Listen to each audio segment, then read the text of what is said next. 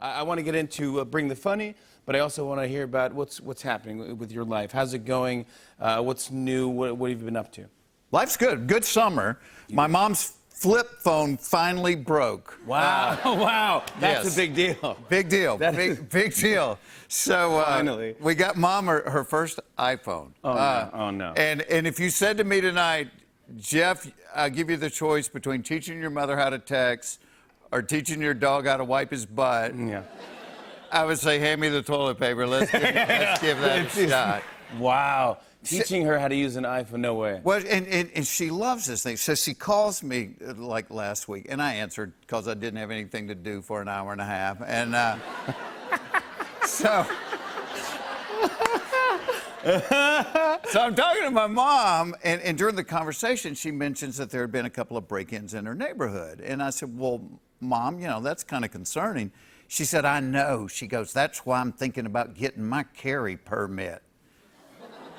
My mom is 83 years old. Her eyesight is bad, her hearing is worse, and she has the balance of Ron White after midnight. And now she's thinking about getting a pistol. and I said, Mom, call me ultra, worrywart, but maybe you shouldn't be packing heat if you're wearing a life alert, No. I mean, what do you say? So I'm trying to talk her through this, and I said, Mom, I hope loading the thing is not going to be more difficult than opening a jar of pickles, or you're going to be in trouble. Well, because she's got arthritis in her thumbs. And then I started thinking, I bet I could get her a commercial out of it. It's like, my arthritis had gotten so bad, I could barely jack around into the chamber. But thanks to new improved buffering, I can make it rain, dog. Oh, my God. You feel me? Mom.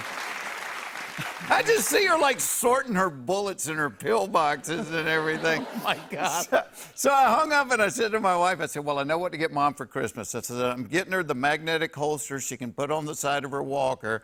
And I'm getting her husband the bulletproof vest he can wear underneath his cardigan sweater, just in case she goes spider monkey during the Wheel of Fortune. So,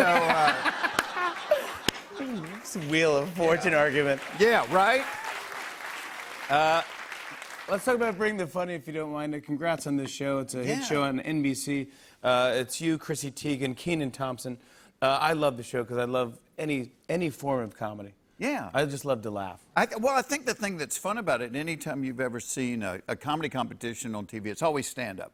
And I'm a stand-up. I love stand-up. But kind of the idea was, with the show, was, the timing of it. If the country ever needs to laugh, it's now. Yeah. And to me, laughter is always like the release valve that keeps the boiler from exploding. You got to laugh. And so we kind of thought, all right, we don't care how you do it.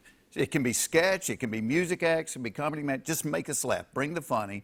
And so that's what we're doing. I mean, we got stand-ups going up against sketch acts. Ventriloquists. Ventriloquists, puppets, you name it. Which I always love. Yeah. I love watching these shows because I always think like, well, I don't know, you got to get your start somewhere, and this is a good way to, even if you don't win. Have you ever been a contestant on one of these? Oh, God, yeah. I mean, a lot of, and I try to tell the guests that, just because you don't go to the next level doesn't mean you're not going to be doing this for the rest of your life. And so I try to point out things like, I remember the first time I ever did The Tonight Show, Blake Clark, you know Blake. Oh, of course. Yeah, Blake Clark. Love Blake Clark. Blake drove all the way over to NBC to tell me, look, when you're doing TV, you get nervous and you go faster. So when you think you're going too slow, slow down.